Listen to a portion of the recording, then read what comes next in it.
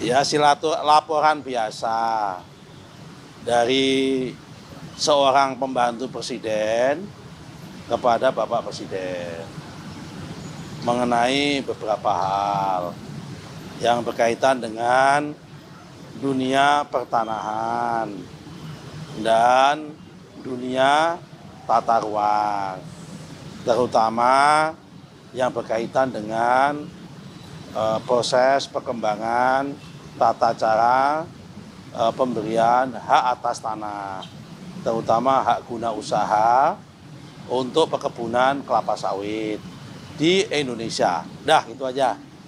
Oke? Gus, tadi kan ada paparan juga, ada pembahasan soal apa? Soal Indonesia Terbaru.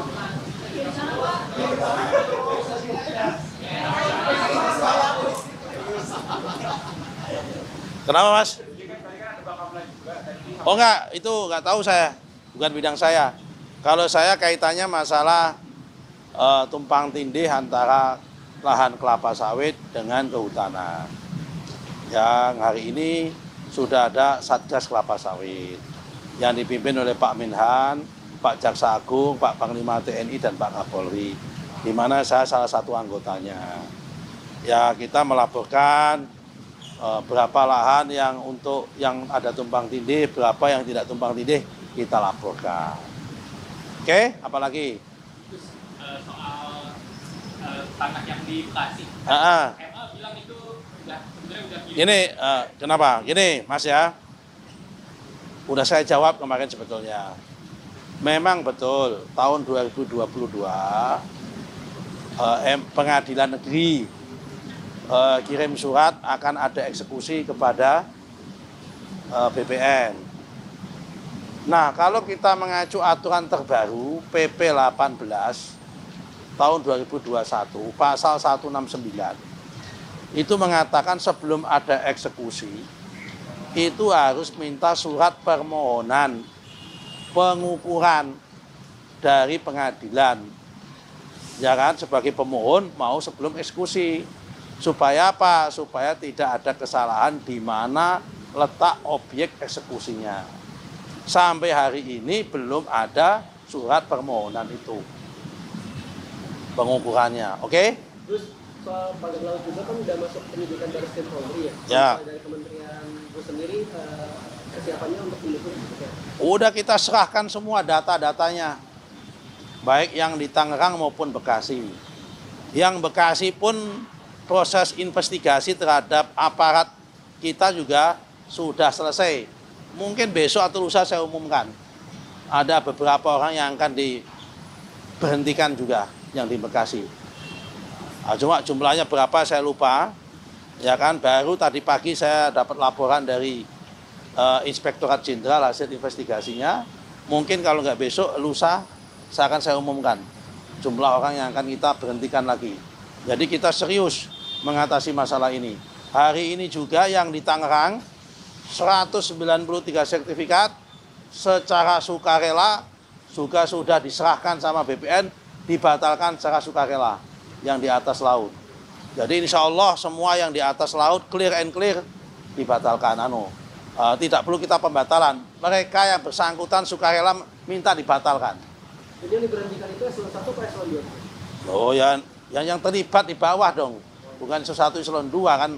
Itu kan permainannya ada di bawah di kantor Bekasi. Ya kan, mindah peta itu. Yang dari peta darat ke peta laut itu. Dah, apalagi? Nanti yang dari kementeriannya nggak terlibat. Yang dari kementeriannya nggak terlibat. Kementerian apa? Tadi kan yang terlibat di bawah di Nggak sampai sejauh itu. Wong ini malah kepala kantor aja nggak tahu. Ini murni permainan nakal oknum orang di bawah. Setelah kita cek itu. Modusnya itu kan udah kita jelaskan, Mas. Ya. Modusnya ada orang punya sertifikat, ada sertifikat. Jumlahnya 89 sertifikat. Dimiliki 84 orang. Oke? Jumlahnya 11,6 hektar. Tiba-tiba kan setiap sertifikat ada namanya NIB kan. Nomor induk bidang kan. Lah ini NIB-nya dipakai, dipindah ke laut. Jumlahnya 79 hektar. Dari 11,6 pindah ke laut yang luasnya 79,6 hektar. Yang semula pemiliknya ada 84 pemilik menjadi 11 pemilik. Yang salah satu di antara pemiliknya itu adalah oknum kepala desa setempat. Ini kita batalkan, kita hapus. Dan pihak-pihak yang terlibat yang memindah peta ini kita usut. Kenapa? Ternyata saya kemarin salah, yang memegang akun itu memang kalau nggak kepala kantor, kepala seksi. Ternyata karena ini program PTSL, saya baru dapat informasi, mohon maaf kan juga namanya menteri baru, saya dapat informasi kalau program PTSL itu tim adjudikasi pun, tim di bawah koordinator pelaksana PTSL di tingkat kabupaten itu juga boleh mendapatkan akun akses akun gitu loh. Nah, ini mereka yang main ini, tim di bawah ini. Tapi korbannya yang di atas. Kepala seksinya ikut jadi korban. Kenapa? Kan ini anak buahnya kepala seksi. Kenapa dia nggak prudent? Tetap kena sanksi nanti pada masa itu. Apalagi nggak ada isu yang ini bos, yang kuat nggak ada hari ini. Terkait SHM ganda itu nanti gimana? Di mana SHM ganda? Terkait kan banyak sekali komentar-komentar para netizen itu kan, ini SHM ganda itu sikap gimana? Ya yang di mana? Kan jumlahnya banyak mas. Luaskannya 70 juta hektar. SHM ganda di mana? Tapi begini ya, tak jelasin ya. Yang SHM ganda ini memang di Indonesia ini ada sedikit masalah dalam konteks tata administrasi pertanahan di masa lalu. Jadi kalau bapak-bapak itu punya sertifikat tanah, coba cek mbah-mbahmu atau bapakmu dulu, kalau punya sertifikat tanah yang terbit antara 1960 sampai 1987 itu ada sertifikatnya, tidak ada peta bidang tanahnya. Peta kadastralnya nggak ada. Ini batasnya jalan apa, ini bentuknya apa, nggak ada.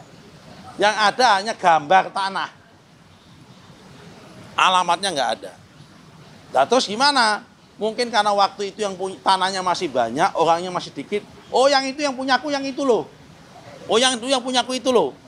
Nah, dalam perjalanan mereka sudah megang, udah mati, cucu-cucu dan sebagainya. Ternyata tanah yang dianggap punya dia itu disertifikatkan orang lain. Kenapa? Karena memang nggak ada bukti bahwa yang dimiliki yang itu. Nah, ini banyak sekali jumlahnya memang model seperti itu. Karena itu kalau ditanya SHM ganda yang di mana? Itu loh mas ya. Kalau ditanya ganda itu. Karena memang problemnya itu di tahun 60 sampai 87 ini banyak sekali ada sertifikat, tidak ada peta bidang tanahnya. Yang ada hanya gambar tanah, tapi nggak jelas alamatnya di mana. Nah, kalau yang 87 ke sini, itu selain ada gambar tanahnya, ada peta bidang tanahnya. Ini kelihatan nggak pernah megang sertifikat ini. Atau belum pernah beli sertifikat kelihatannya ini. Masih ngontrak apalagi itu ya. Oke, apalagi cukup. Jadi hari ini saya diterima Bapak Presiden untuk melaporkan tentang peta perkembangan terkini tumpang tindih lahan sawit dengan kehutanan dan melaporkan solusinya kepada Bapak Presiden dan diskusi sama beliau. Oke, terima kasih. Assalamualaikum.